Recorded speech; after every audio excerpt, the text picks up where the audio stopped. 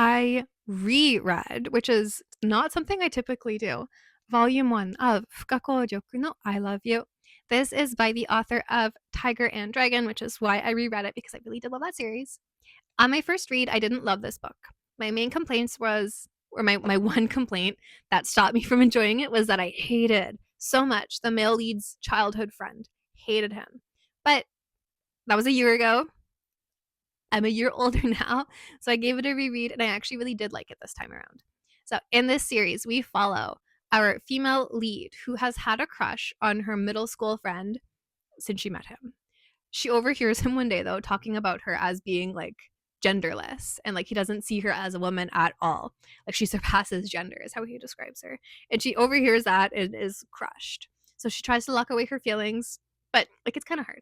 So one day at high school, she's really, really trying to get a boyfriend, to forget about her I think he's her upperclassman, to forget about him, get a new love. So she asks him straight up, like, hey, like, how do I get a boyfriend? And he sets her up on a date and it doesn't go well. And he learns that it doesn't go well. So he meets her at the train station on the way home from the date so that he can walk her home so he can get the gossip. And she tells him about it. And then like her feelings bubble over. She's sad about the date. She just confesses straight to him. She says, hey, like I've loved you forever.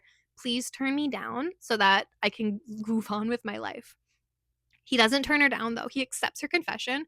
We should date then if you like me because I like you too. And then they start dating.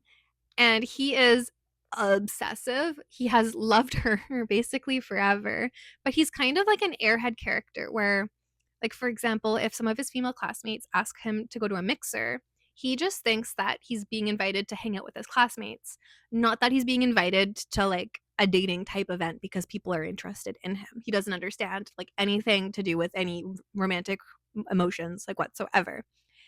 And it's kind of frustrating watching him be like that.